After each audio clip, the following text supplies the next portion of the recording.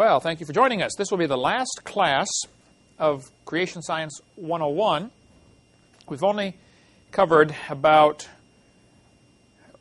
1 1/2 of my videotape series, which is 15 hours long. We've covered what I normally cover in 3 hours. It's taken us almost 15 hours, or will by the end of this class, to get that far. So hopefully there's been some more information added that will be helpful and useful to you.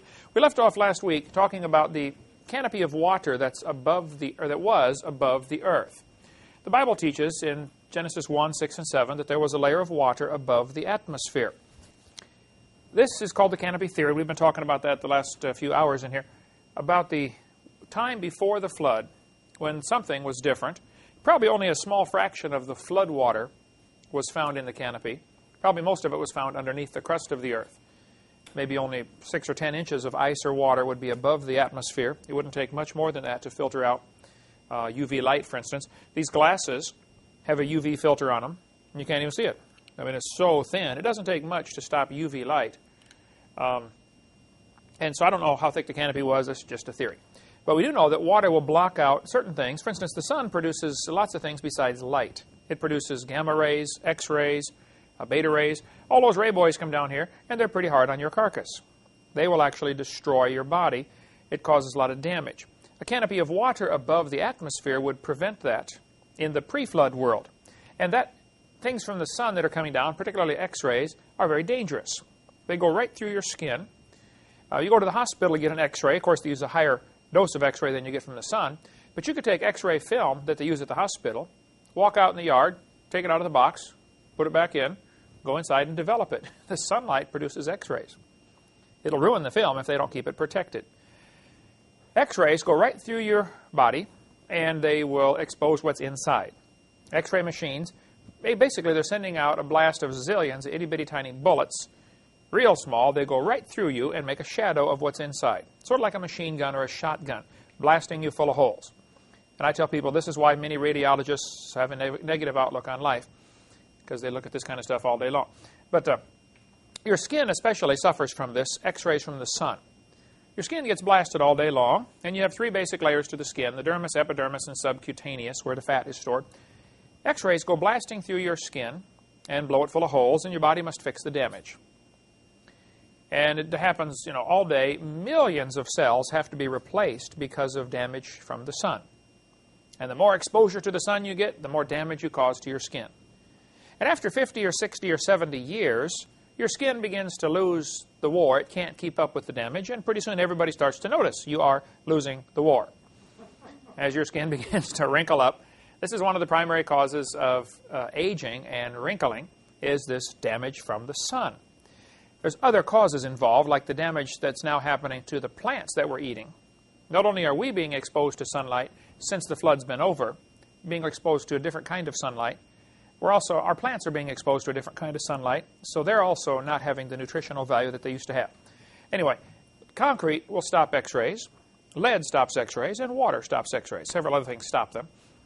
And if there was a layer of water above the earth before the flood, that would explain why people lived so long. Before the flood, they lived an average of 912 years. That's a long time. It's also one of the quiz questions. What was the average? It'll actually end up on the final exam. What was the average lifespan before the flood? These are just, of course, from the dates we have recorded in the Bible. We don't know that this is average of everybody in the world at the time. But the patriarchs, all the people's names given in the Bible, if you simply add them up, the numbers that they give, and they left out Enoch in this average purposely. Enoch never died. So if you want to figure him in there, he's already 6,000 years old. And so it would really up the average, not bring it down, since Enoch never died. So they left him out to average the rest of the numbers. It's interesting, when you look at the charts, the things you can learn from this graph are fascinating. For instance, Methuselah died the same year that the flood started. There's all sorts of good preaching goes on about this topic. I don't know how much of it is provable, but it's very interesting. Enoch was Methuselah's daddy. Apparently, God told these people what to name their children, because the names of these 10 patriarchs here have a message that it spells out. I forget what the message is now, but it's in Henry Morris's book. It's in the Defender's Bible, as a matter of fact. I should have looked that up before class. But you can get it the 10 names have meanings. Methuselah means, when he dies, it shall come. Now picture yourself as Enoch. You have a baby boy named, and you don't know what to name him yet. And you and your wife are discussing, what do we name this kid? And the Lord impresses on your heart to name him Methuselah. When he dies, it shall come. So Enoch is holding his baby thinking, Lord, why do you want him named Methuselah? When he dies, what shall come? The end of the world? And so the preaching goes, I don't know how true it is, but it sure seems like it could be, that Enoch realized when this boy dies, that's it. God's going to destroy the world. Now, did Enoch know how long his baby was going to live? No. Could have lived, 2 days. So Enoch apparently got right with God and kept so close to the Lord because he didn't know when his son was going to die. All he knew was when this boy dies, that's it. Because God apparently had told him that in order to get this name, Methuselah. So Enoch got so close to the Lord, they're walking and talking one day, and the Lord said, Enoch, we're really closer to my house than yours. I want you to come on home and spend the rest of the day. He said, okay, Lord. And since there's no night there, he's still spending the day up in heaven with the Lord. Like I said, it preaches good, but we don't know. It's interesting, it shows God's mercy. Which one of the guys listed in the Bible lived the longest? Methuselah. God is long-suffering. He's not willing that any should perish. He gave him plenty of opportunity. So this really shows the mercy of God and his long-suffering. He wanted everybody saved. He kept giving them more and more chances. Methuselah lived the longest of all of them. And finally, God had to bring judgment. And I think America's in that situation. We're about to receive the judgment of God. We sure deserve it, if anybody did. Now, there are some people who go around teaching that the reason these numbers are so large before the flood. I just read an article in a book yesterday. This guy said, well, they used a lunar calendar. The next sentence said, they counted every month as a year.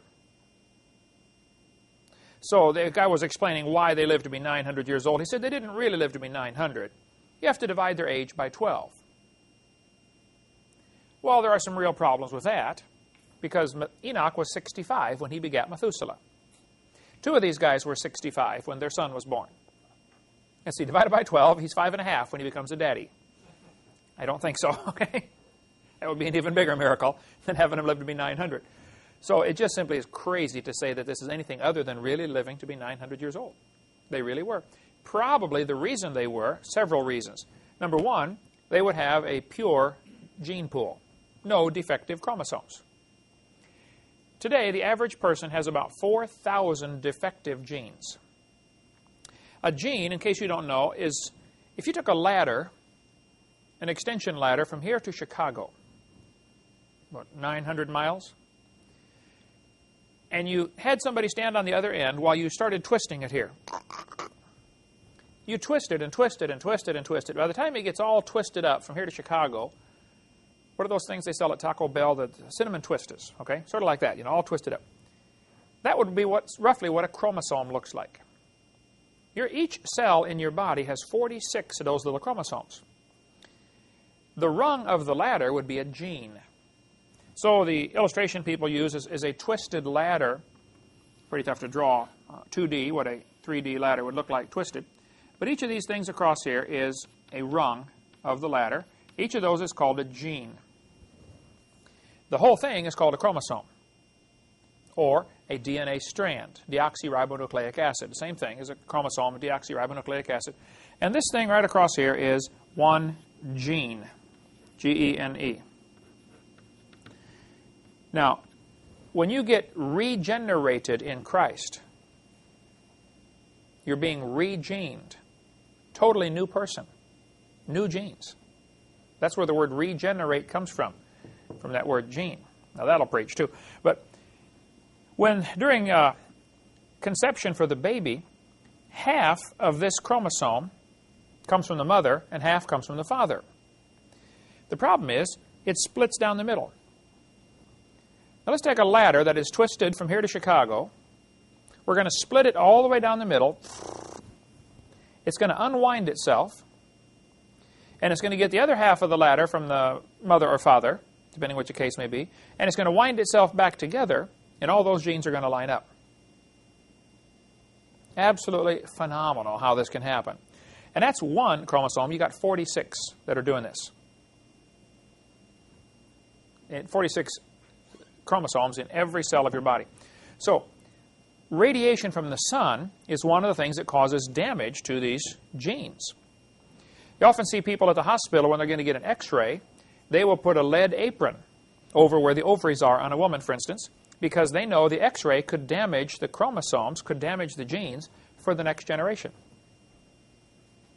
Many things can damage this, and so they try to be very sensitive to not create damage to this. But one of the reasons they lived to be 900 before the flood was they had a pure gene pool. No genetic load. You've got about 4,000 of these genes in your gene code that are defective. Sort of like a computer program where something's wrong. Now, if you marry closer than a first cousin, there's a high probability that you both have a similar gene code, and so you might both have the same defective genes. Now you're asking for trouble as far as deformed children. It's against the law in all but 3 states to marry closer than a first cousin. You have to marry a second cousin or more farther away in all but 3 states in America. I won't tell you which the 3 states are, but drive through them and you'll be able to tell. The people, I believe that the product of that is called a redneck. But anyway, the people were living long before the flood. They had no defective chromosomes in the original creation, number one. Number two, they had a canopy of water to protect them, to filter out the radiation from the sun. Number three, they're eating a perfect diet. They're also eating food that has been unaffected by any of this harmful stuff. Plus, they're eating food grown in soil that is not depleted at all. Mineral-rich soil. I cannot believe what's happened to me in the last 3 weeks since I started drinking the mineral water. I've been taking vitamins for years. Okay? Good vitamins, Shackley vitamins. And I still have had trouble. I felt like I was getting arthritis in my left hip and my left knee. I've just been having trouble. And it just hurts, when I move it sometime. And a chiropractor friend of mine said, "Are you taking minerals?" I said, "Well, I guess not. I take all sorts of vitamins." He said, "Oh, well, your body can't absorb vitamins very well unless you also have these minerals." And so I started drinking this couple ounces of this mineral stuff. To describe it as tasting like weak tea would be an exaggeration. It doesn't taste real good. Not real bad, but it's just, it's all right. Anyway, I drink it every day. And all I can say is I feel so much better. It is really helping. And I'm not selling the stuff. I'm not trying to sell it. I'm just saying it works. I think in the original creation, they had perfect food supply, perfect atmosphere to breathe, no genetic load. They had probably several reasons why they were living to be 900 years old. And they really were. Plus, they were probably getting bigger. The largest man, or tallest man in this century, that we know of anyway, was Robert Wadlow, who died in 1940.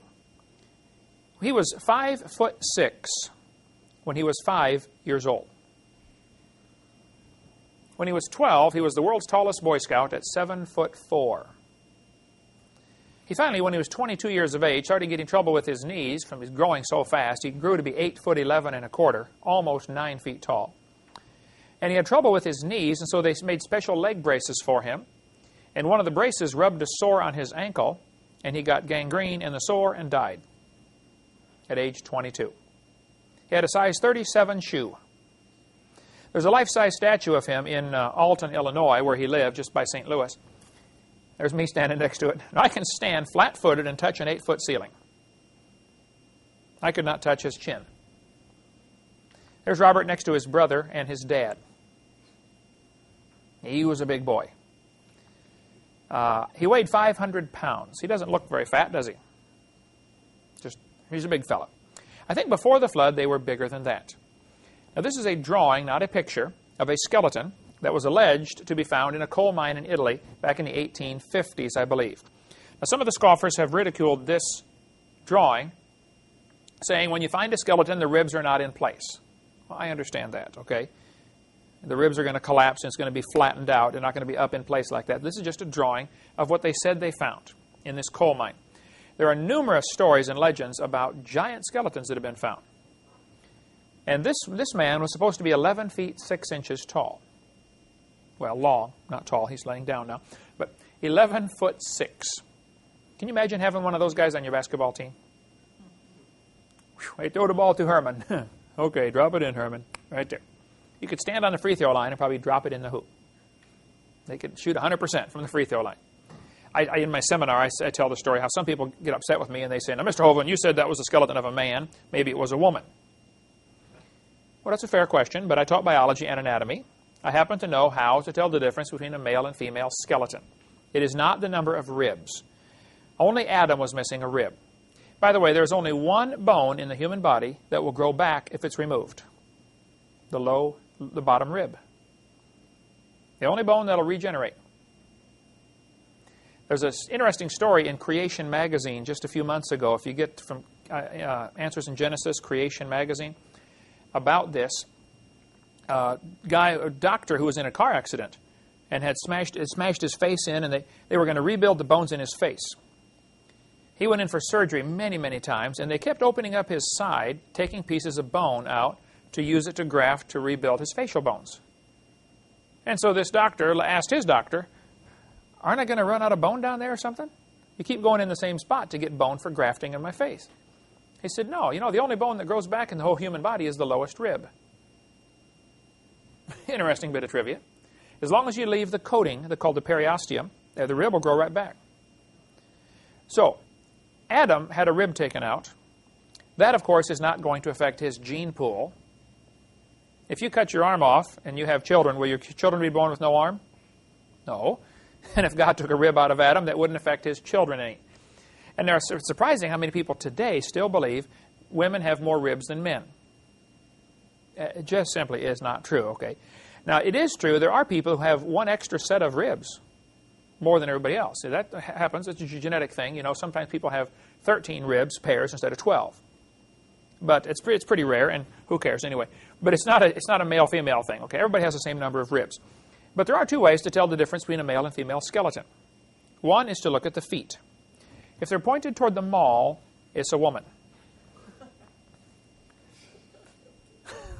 Don't write that down. That won't be a quiz question.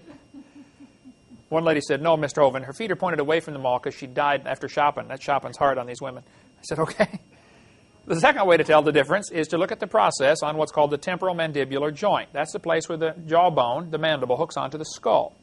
If that joint right there is worn out more, it's probably a woman.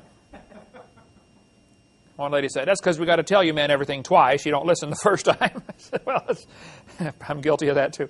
But that's just a joke I tell. And you'd be surprised. I get letters from time to time, or phone calls, people get upset about jokes in my seminar. I say, look, lighten up. First place, I'm just kidding.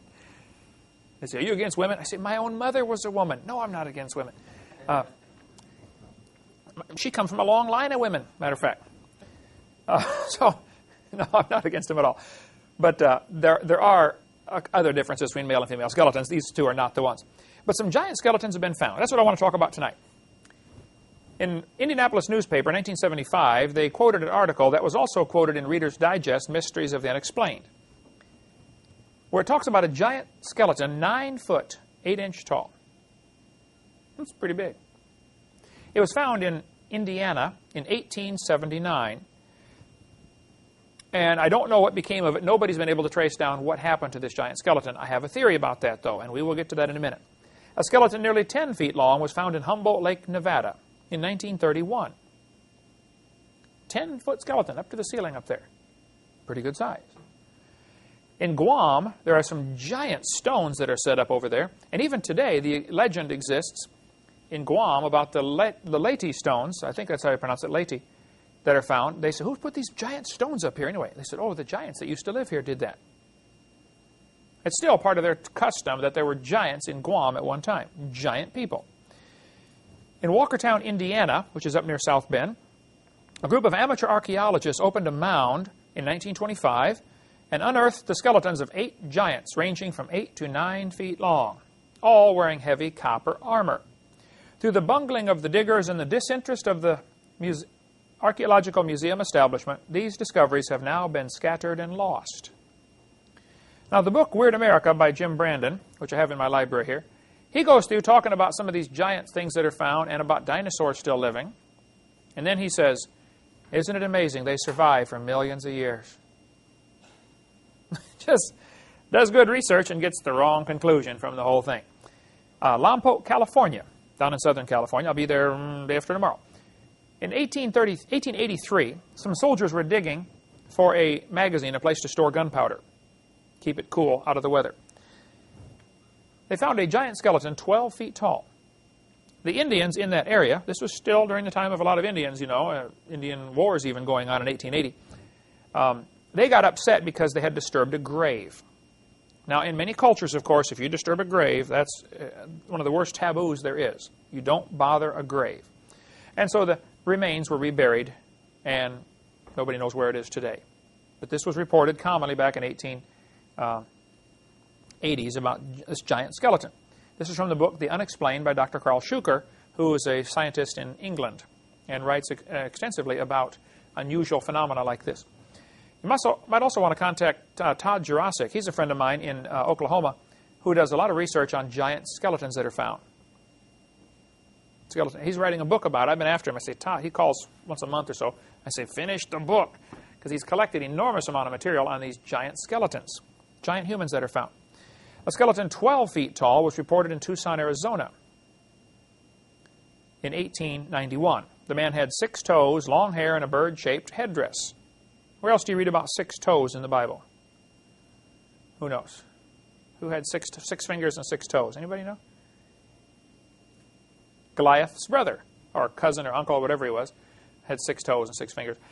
Often, though not always, 6 toes is one of the first, 6 toes or 6 fingers, is one of the first symptoms of close inbreeding. First cousin marriage, you know, man marries his aunt or his niece. Not always, but often this is the case. The girl that I told you about that rode our bus in Illinois had sickle cell anemia. Her mother and father were brother and sister. The 9-year-old raped his 8-year-old sister, and she got pregnant and had a child, and that little child rode our bus. A great, great girl. She died at 13 of sickle cell anemia, but she had 6 fingers on each hand. This is not always the case, but it is one of the symptoms that sometimes shows up with extra digits. This happens with cats all the time. Cats often marry back to their own family. How many have ever seen a cat with 6 or 7 toes? Ever seen that? I saw one with 9 at one time. Cats had toes sticking out every place. Cat was, well, cats are schizo anyway, but this one was extra schizo. Something was wrong. Something was wrong with that cat. That was a redneck cat. But I've got several books in my library if you want to read more about this. These giants that are found. Here's the references at the bottom. There's a whole series of books by David Hatcher Childress. You might want to write that phone number down and get a hold of them. That's the one where this article comes from. If you want to we'll get into this in a second. But 815, this is south of Chicago, Kankakee area, 815-253-9000. And they do research on, it's called World Explorer Magazine. Now, they're not Christians necessarily, but they just do incredible research on strange things that are found around the world that nobody wants to talk about because they don't fit what's called the paradigm, you know, the way you're supposed to believe. But they go and visit these places and do research on it. It's really, really good stuff. They've got a book called Far Out Adventures. I'll bring that after the break. I've got it here. Heidi, once you cut the pages out, I handed it to somebody to bring out here tonight, and it didn't make it. So it must be still on my desk. But that's put out by these folks about some of these giant skeletons and other strange things. They get into all sorts of things, UFOs and, you know, a variety of things like that. There's a website which you can get about this topic, geocities.com, which is a web host for all sorts of things. But geocities.com/thetropics/lagoon/1345/giants has information about some of the giant skeletons. This article we passed out here from Far Out Adventures magazine is one of the back issues about what the Smithsonian has done for hiding information about these giants. When a giant skeleton is found, the Smithsonian often will come to investigate, and they'll say, oh, this is interesting. We'll take this back and study it. And they take it back, and you never hear from it again.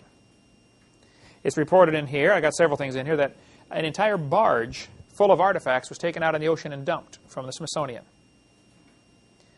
The Smithsonian, some of the directors seem to have an agenda. They want to make sure everybody believes in evolution. I think there's a bigger picture. If we can step back and look at the whole thing. Satan wants to control this world. The Bible teaches God made the world.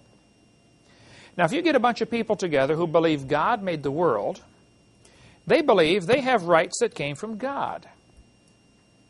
Those people don't make good slaves. Eventually, they will throw the tea in the harbor and rebel against the king, right? Like our founding fathers did, because they had a philosophy. They said, we hold these truths to be self-evident. All men are created equal. And people who believe in creation oftentimes get this attitude of, I'm going to answer to God, and I don't care what anybody else thinks. I'm going to try to please God. Now, if somebody wants a one-world government or a new world order, they can't have people believing they have rights that come from God. You have to get everybody to believe that your rights come from the government. And so evolution is a foundation philosophy for communism, socialism, Marxism, Nazism. If you want people to believe government is supreme, evolution goes along with that attitude.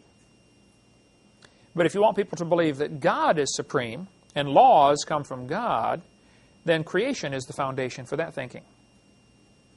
And I believe there are many folks in this country in high places with lots of money who really want a one-world government. They have most of the money. They would like the rest of it. And so they want everybody to be their slaves.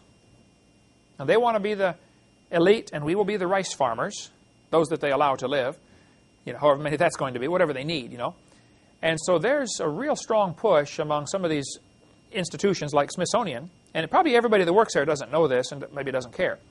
But there are certainly some who would say, look, we want people to believe in evolution theory. This is the worldview we're going to push. And anything that goes against this theory, we'll just have to, get rid of that information. Now, evolution teaches man started off itty-bitty, and we're evolving and getting bigger and better and stronger.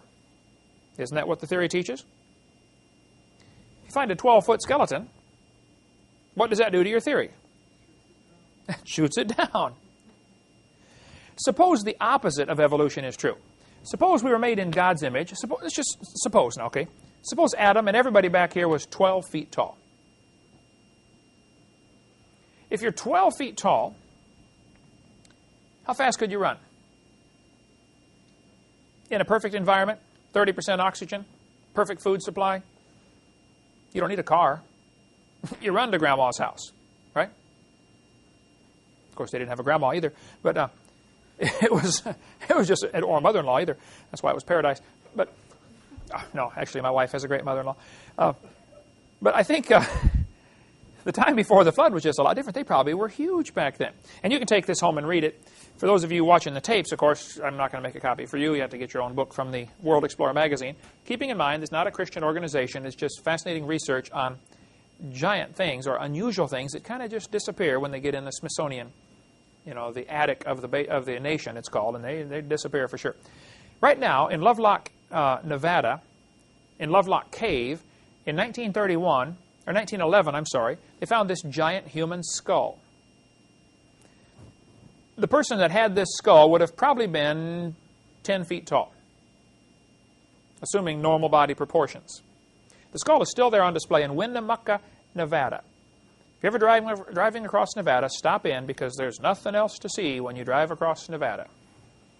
You might as well stop in Winnemucca if you get close. But there's this massive human skull. Your second bone down in your thumb, all these bones are called phalanges in your fingers and thumb. The second one down is shown right here on this picture. On top is a normal-size human phalange, thumb bone. Underneath, Ron Wyatt, a friend of mine, who died about a year ago, he is holding a giant human thumb bone. This giant human thumb bone was part of an entire skeleton, obviously. This was found right near Mount Ararat. Now, Ron told me the whole story before he died. You can call Richard Reeves, see phone number right there. Richard took over for Ron when he died.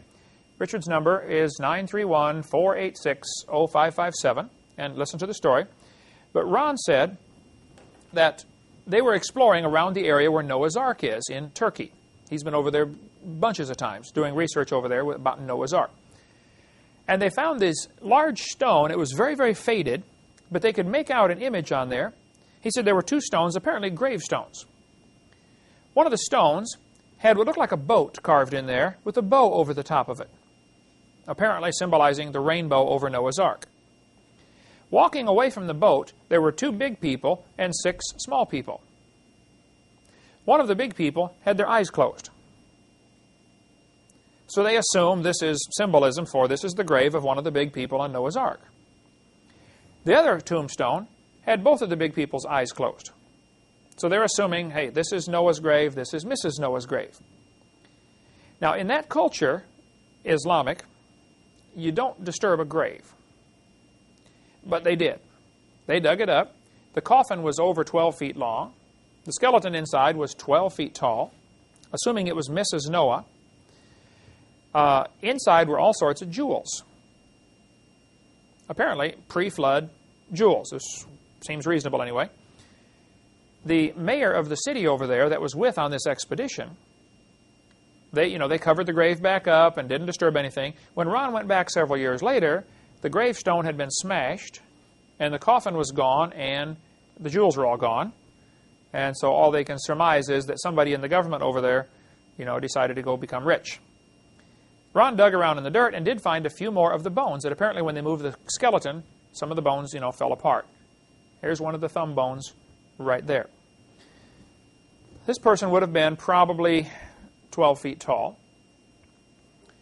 People say, you think 1 man and 3 boys built that big boat for the flood? Oh yeah, the Bible says they did. Of course, they could have hired help too. People work for heathens, and heathen work for saved people all the time, and vice versa. But some people say, well, 1 man and 3 boys couldn't build a boat that big. Well, you didn't see those boys. They would have been big too, right? Now, let's assume Noah was 12 feet tall. Let's just assume, for the sake of argument. Now, what would that do to his cubit? How big would his cubit be? Now, we don't know the size of the ark. It could be when Moses edited the book of Genesis, Moses would translate it, if that's the right word, into what he thought was the modern English or modern unit of measurement.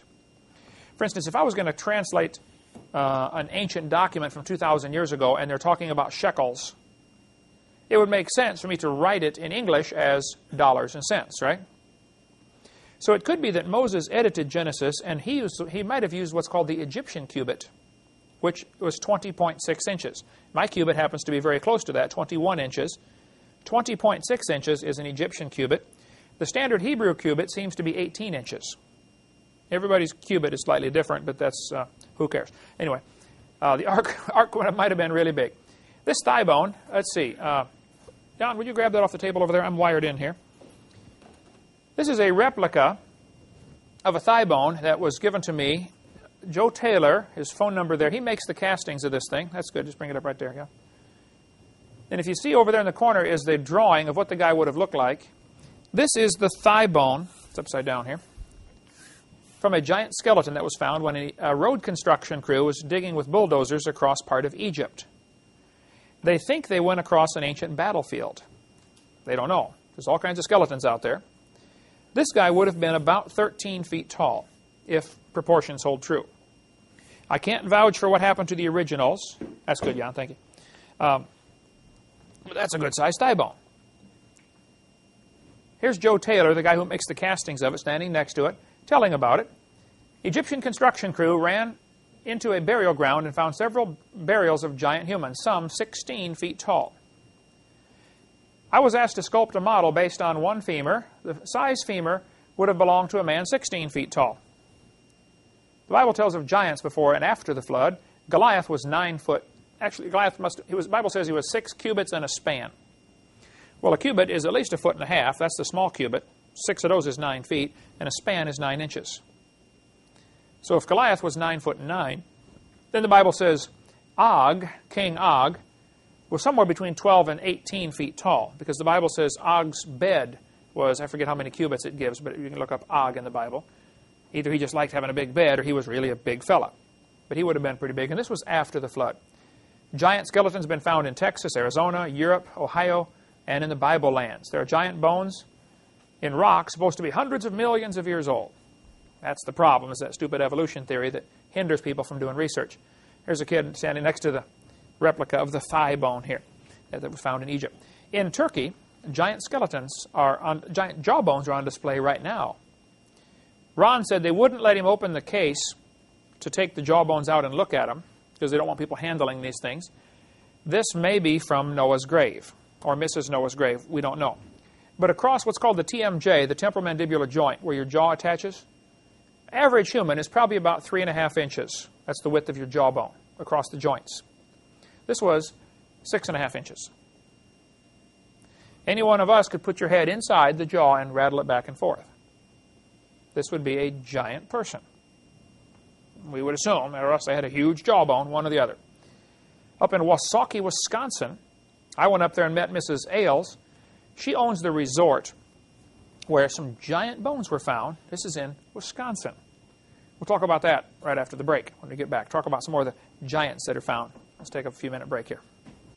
Let's finish up talking about some of the giants that are found from apparently pre-flood times and probably shortly after the flood.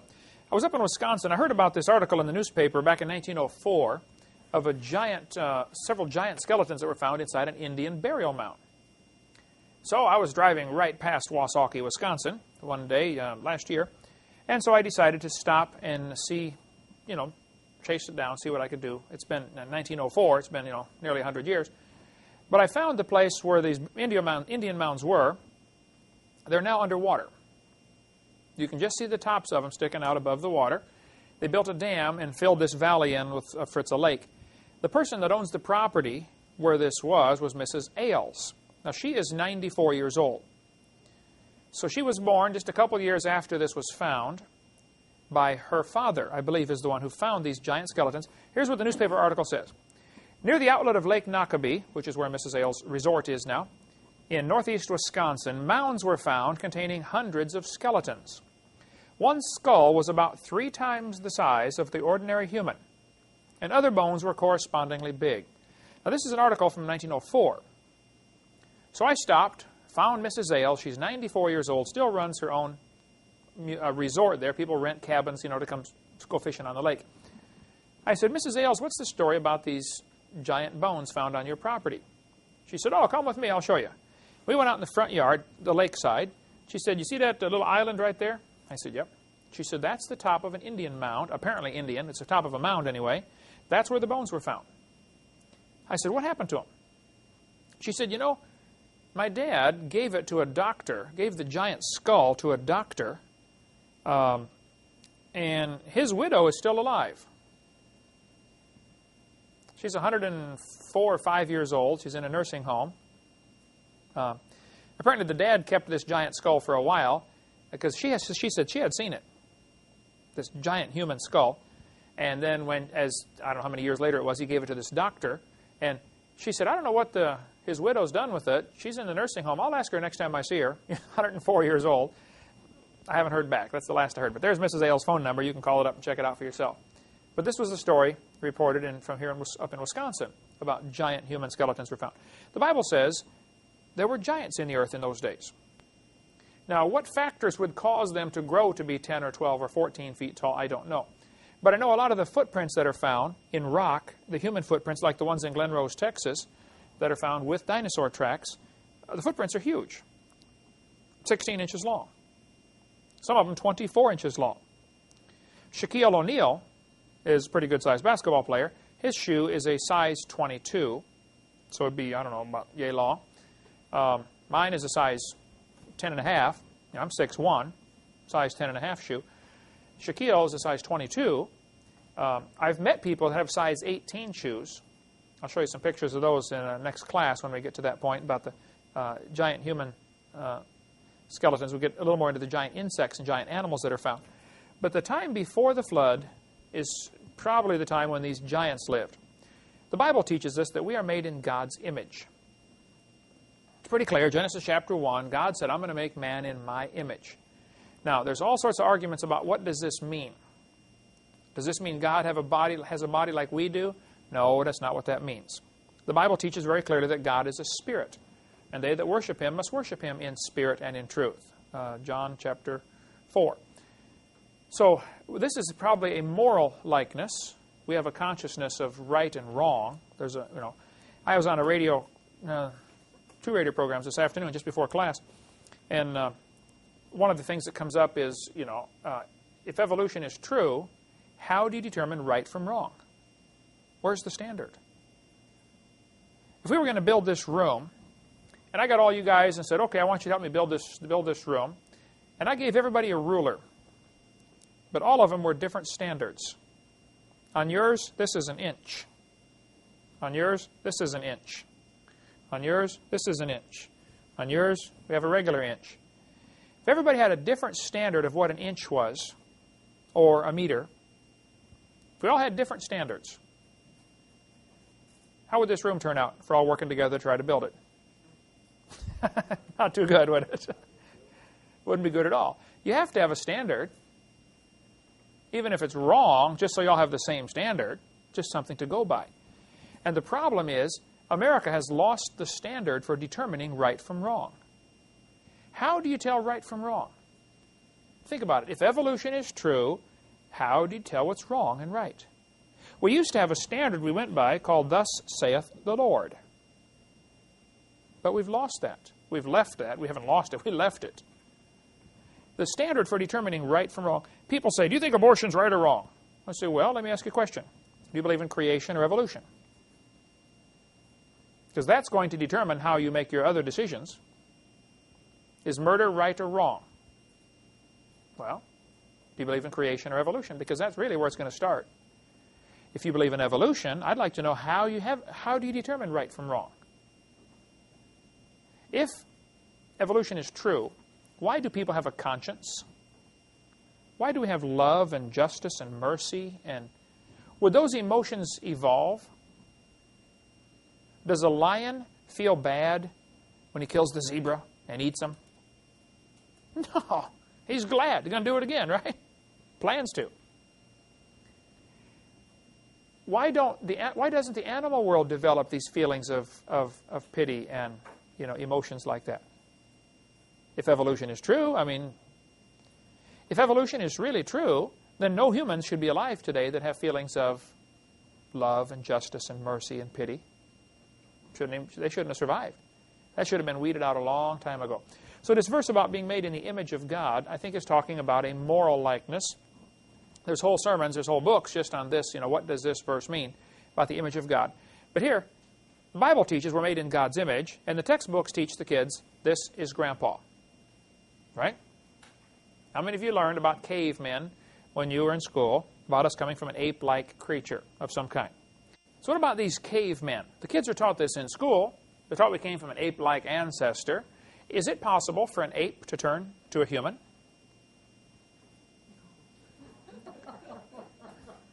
Somebody sent me that email, and I just couldn't resist throwing that in there. Let's talk just briefly about the cavemen. There's so much more that needs to go into this topic. Their whole course is going to be taught just on this. We'll take a little quick trip down Evolution's Hall of Shame. Nebraska man is a good place to start. All they really found for a Nebraska man was one tooth. A guy named Harold Cook in Sioux County, Nebraska, which borders Colorado, he found a tooth. That was it. One tooth. He said it looked to him like it was halfway between the shape of a human tooth and an ape's tooth. So therefore, it proves it came from an animal that was halfway between a human and an ape. This is the line of logic they use now, okay? They built the entire skeleton for the museum around this one tooth. They said, well, if the tooth is shaped like this, the jaw must be shaped like this. And if the jaw's like that, that would fit a head like this. And if the head like that, then it'd fit the body. They built the entire thing from one tooth. Then they made the guy a wife. You got to really be good to know what his wife looks like from the shape of his tooth. But they had him on display. London Illustrated London News, 1922. Nebraska man, proof for evolution. During the Scopes monkey trial in 1925 in Dayton, Tennessee, they were going to bring in a bunch of witnesses to give proof for evolution. It turned out the judge said, it doesn't matter what evidence you have for evolution. This is not what's on trial. The only question is, did the teacher break the law? The law in Tennessee says you can't teach evolution. So I don't want you bringing in evidence for evolution. That doesn't matter whether there's evidence for it. The question is, did he break the law? That was the question. So even though these evolutionists had these grandiose plans of making a big deal out of using this case to bring all their evidence for evolution in, the judge disallowed anything. He said, I don't care about the evidence for evolution. It doesn't matter, because that's not what's on trial here. But one of the things they were working very hard and preparing to bring in as evidence was Nebraska Man. The American Museum of Natural History in New York, the director at the time was Henry Fairfield Osborn, who was a racist through and through. And we'll get in a lot more of his quotes later when we get into seminar part 5, if we ever get that far. But the racism that evolution breeds. Osborn was one of the guys who went around promoting this as proof for evolution. Nebraska Man is proof for evolution. Here we have the proof right in your hands. How can you not believe it? It was a tooth. Later they found out the tooth really came from a peccary, a pig. There's the real Nebraska Man right there, folks. It was a pig's tooth. I had an evolutionist get all upset with me and said, don't you know there's a difference between a peccary and a pig? Well, look at them both side by side. Okay, the peccary's still alive in South America, running around doing just fine. Okay, I know there's a minor difference, but they're a very similar animal. Okay, let's look at Piltdown Man. In 1912, an amateur archaeologist named Dawson and a French Catholic priest who loved the evolution theory named Pierre de Chardin, he had a longer name than that. And all those French always have 8 names, you know, but he had a real long name. Anyway, and a guy named Woodward, and nobody's for sure who's involved in this, but who made this happen. But they were looking for evidence for evolution.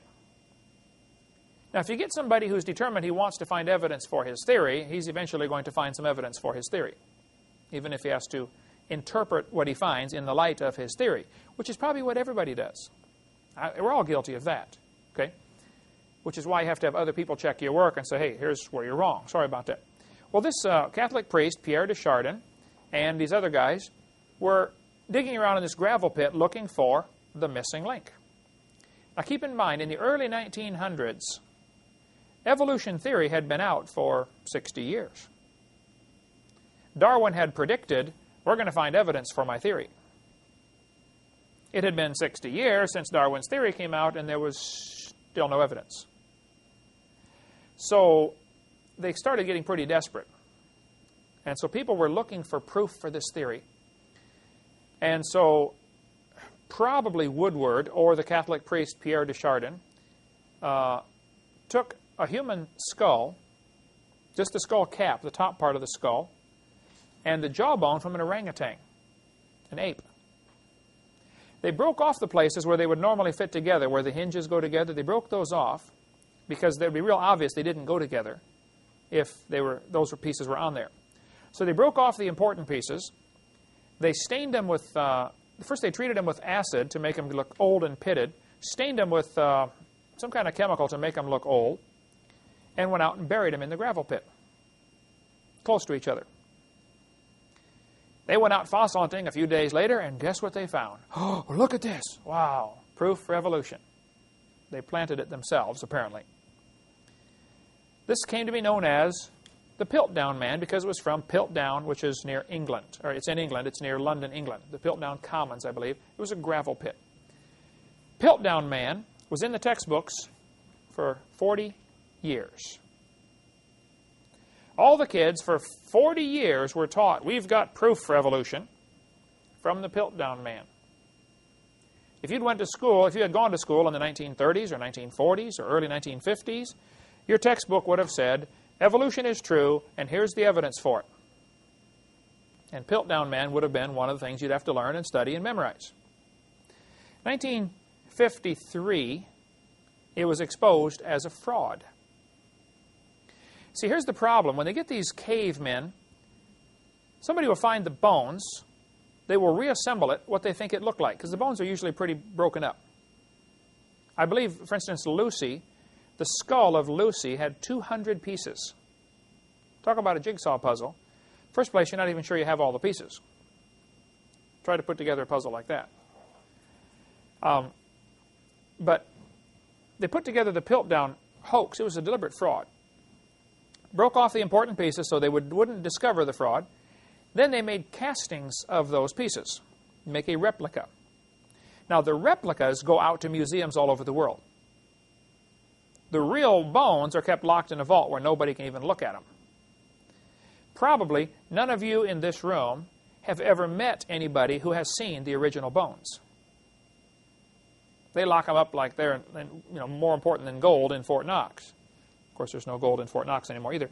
That's another long story. But the replicas went all over the place. Replicas of Piltdown Man. Everybody studied these replicas and said, wow, you're right, There were 500 papers. I used to say there were 500 doctoral dissertations. That's not quite correct. There were 500 research papers, some just for master's degrees or other papers, that were written about the Piltdown fossils. People studied the replicas and said, yep, this goes together. This is proof for evolution, and wrote a paper, and the paper gets published someplace, and therefore now they can say, look, there's 500 articles published about this. It has to be true. Well, somebody got the brilliant idea to go study the original fossils. Wow, what a novel idea. Looking at them under the microscope, they discovered the teeth had been filed down. There were file marks on the teeth. The more they studied the originals, the more they realized these don't even go together. Then in the early 50s, they developed another kind of test to test bones. I think it's fluoride something. Bones absorb fluoride out of the ground. I could look up the name of the test. But to see how old they were. They found out the skull cap was probably 800 years old. Maybe from a battle back, 800 years ago. England had battles all the time over there. Everybody beating each other with their swords and spears. And so they got this skull cap, probably about 800 years old, they guessed. And the jawbone was probably less than 100 years old. And it was from an orangutan. Now see, the shape of the skull of a human is more rounded as opposed to the monkey skull, which is a very distinctive shape. And if you find a big enough piece of a skull, a good anthropologist can tell you quickly if it's from a human or from an ape. So this was an obviously human skull cap and an obviously ape-like jaw. See, the human jaw is rounded, whereas ape's jaws is more pointed, kind of like St. Louis arch or a parabola. And so one of the things they go by for determining, this is the shape roughly of a human lower jaw. Your teeth will line up, in this configuration, whereas an ape's is more elongated, like that. And this was obviously an ape-like jaw, but obviously human skull. And so they said, wow, this is evolution. And this is where they got the idea that probably the brain evolved into human first before speech evolved. Oh, this is proof, all right. What more could you ask for? They're so desperate to make that theory true because that's the only way to get rid of God. Well, it turned out to be a fraud. This article here from Reader's Digest 1956 explained more about this Piltdown hoax, if you want to get that article. I went to quite a few libraries looking for this article. I found many libraries that have Reader's Digest that go all the way back, long ways. I forget how many exactly, but quite a few of the libraries I went to, when I got the October 56 Reader's Digest issue down, opened it up, those pages had been cut out. They were gone. Interesting. Now, I don't know if it's a conspiracy or what, but they were gone, I can tell you that. Finally, somebody sent me an original 1956 Reader's Digest, which I have in my library here. It's the article about the Piltdown hoax. But I suspect, of course, if somebody wants evolution to be believed, then you don't want evidence against it out there.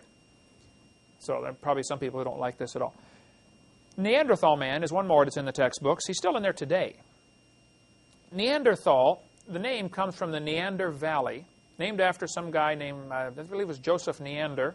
There's a famous song that we have in our songbooks. I should have looked that up. Somebody can find that and write to me. I'll add it to my next time I teach this class. But Neander Valley was named after this Christian in Germany who loved the Lord and wrote a beautiful song that's in our songbooks today. If you look in your songbooks and you see the name Neander, Jacob or Johann Neander, maybe it was. I don't know. It's a German name, I believe. But this valley is named after him. In this valley, they found some bones of a human. The back was bent over. So they said, oh, look, his back's bent over. Now, of course, most people know that humans walk on 2 legs and apes walk on 4. Because of the way they walk, the way their skeleton is positioned normally, this makes a great difference in their backbones. The vertebrae in your back, for instance, in between every vertebrae, there's a cartilage pad, a disc, okay?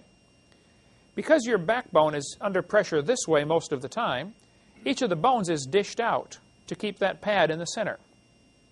If an animal normally walks with what's called a horizontal backbone, like an elephant or a dog, their backbone is this direction. There, you'll find the facets of the parts where their backbones come together is flat. I have, for instance, some mammoth vertebrae and some whale vertebrae. Now, both of those would have a horizontal backbone, and the vertebrae are flat on the places where they come together because they're not under compression this way. They're under strain this way from the flexing. Who cares? Apes walk on 4 legs. This changes 2 things. This changes the configuration of their backbone. It also changes the place where the nerve from the backbone enters the head. If you're walking upright, your head is perpendicular to your backbone. So the hole going into your skull is in a different position than an ape or a dog or most any other animal that walks on 4 legs. The hole where the brain stem goes in is farther back, the position of this hole into the head. And so they can tell by the shape, by the position of the hole into the head, roughly how the person's head was attached. Now, I've seen some people that their normal standing position is with their head way out here. Right? Not kyphosis. Yeah, kyphosis. Head drifted forward like that. So I'm sure even among people, there's a great range of where the hole is going into your skull. But Neanderthal man was listed as a missing link because the back was curved over.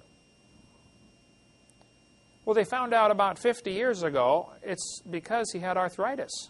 That's why his back is curved over. Wasn't a part human, part ape. He had arthritis. He was deformed by a disease of some kind. Or rickets. But Neanderthal man is still in the textbooks today. Now, there's an excellent book if you want to get into the study of the caveman, and I recommend you do that if you're going to be a testimony to other people. We sell this book through our ministry called Buried Alive by Jack Cawazzo. Jack Cawazzo is a dentist in, I believe, New Jersey. He lives up in New England area, northeast someplace. He went to France and Germany and studied the original bones. Not many folks do that. Most people study the replicas of the bones. He studied all of them. His life was threatened many times because the stuff he was finding out was that these things that we're saying are evidence for evolution are just deformed humans. Humans deformed from disease. His entire book is just about the Neanderthals. It's not about all the other so-called cavemen, just the Neanderthals, and it's very fascinating reading about the things that happened to him as they did research on the Neanderthals. He said, for instance, he examined the famous Rhodesia man, or Broken Hill man, the Neanderthal skull. Dr. Cawazzo said, "You must understand this skull really cries out disease. The teeth are badly decayed. The bones of the vault of the skull are extremely thick. There are many features that testify of acromegaly, or excessive secretion of growth hormone in adulthood. As a person gets older, several things happen. Their ears start to get longer. Anybody notice that? On older people, their ears get longer, and their nose gets bigger.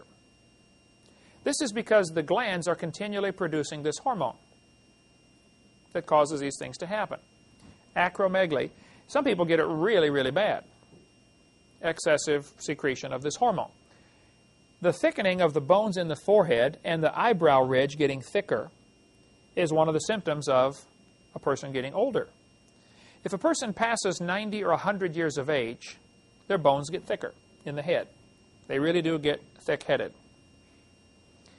Now, after the flood, how long were they living? 400 years, right? What happened to these people that died after the flood? They probably got buried, right? I mean, what did they do with Noah when he died? They buried him, right? Isn't that normal? So it could be that what they're finding, these skeletons with thicker bones in the head, could be people that are living to be 300 or 400 years old. Post-flood. See, the pre-flood people were probably buried and dissolved, destroyed, you know. Probably wouldn't find very many of those bones at all.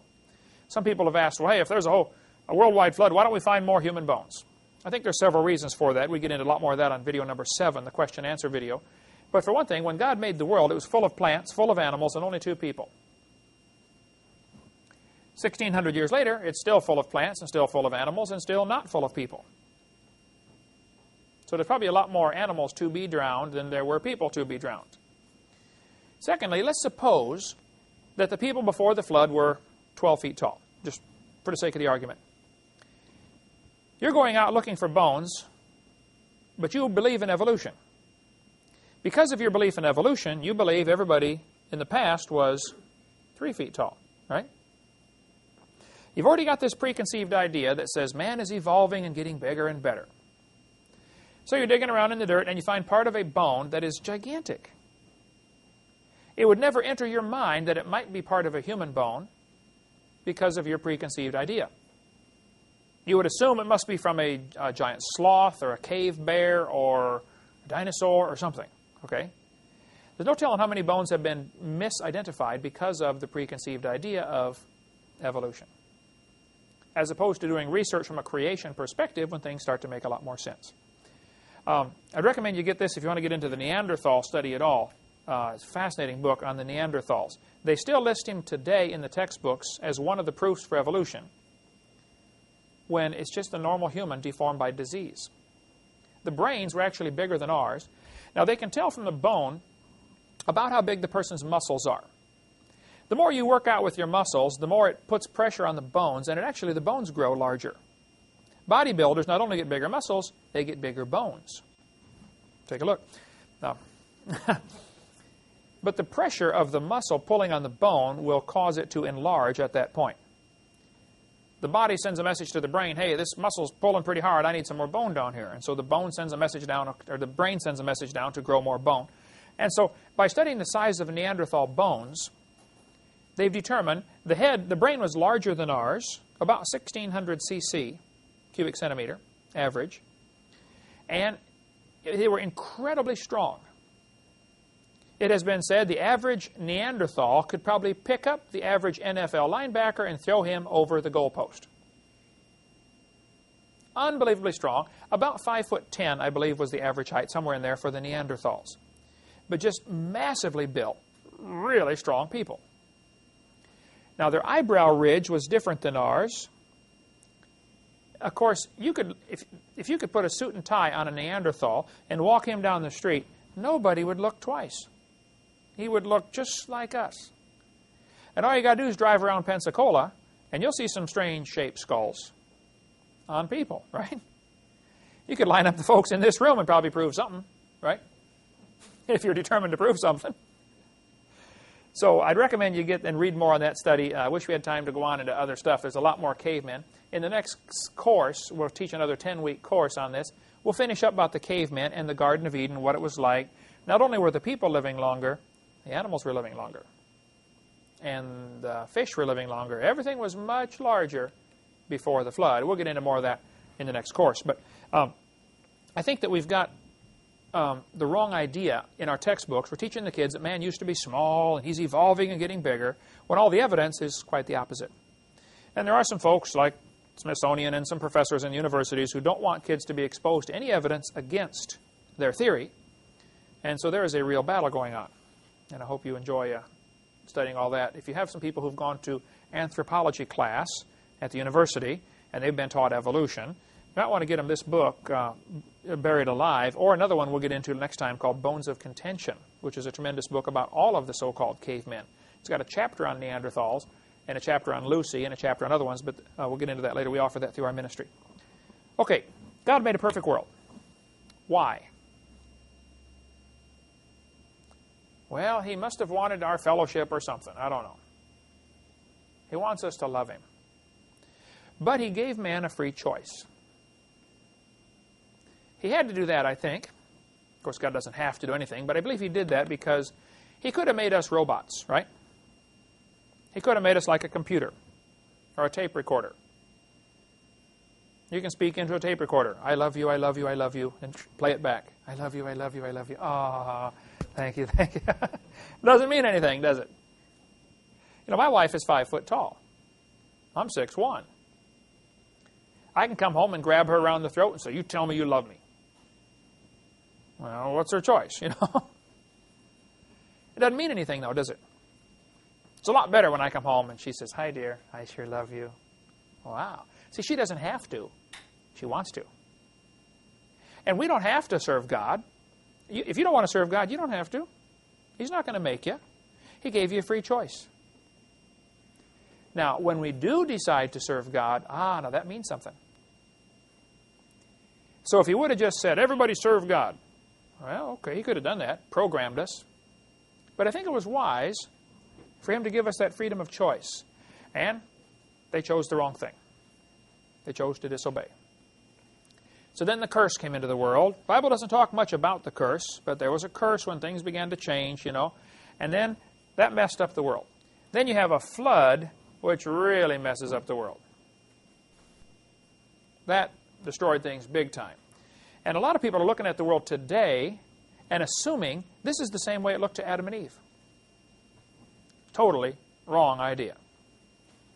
They had a very different world, probably very different looking sky, very different looking plant life, much larger animals, and probably much larger people. And we're going into all that next course. God made the world, man wrecked it, but in his mercy and his love, God decided to come down in the form of a man and die on the cross to pay for our sins.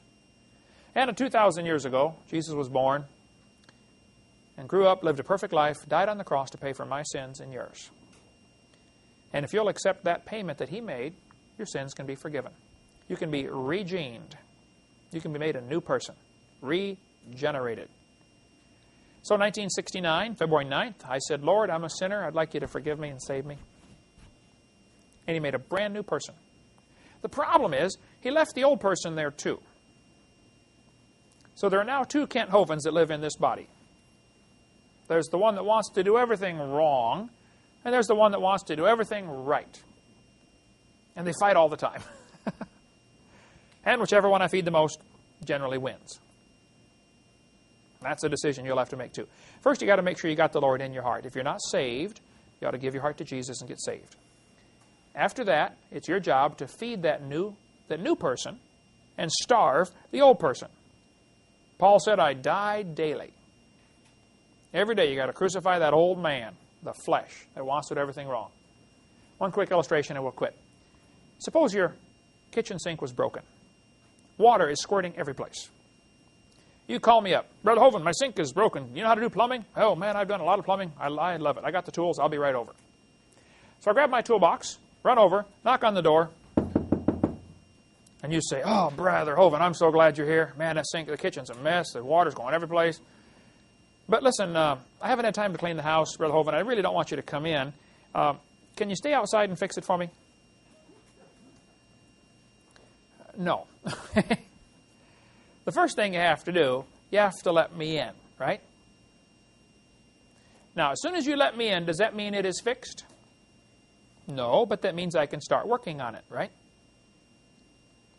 Now, when I'm working on it, you have two choices. You can help me, hold the flashlight, hand me the tools, whatever. Or you can make life more difficult for me, can't you? Turn the water back on, steal my tools, slam the cabinet door or something, Once you get Jesus into your heart, that doesn't mean everything's fixed, but it means he can start working on it.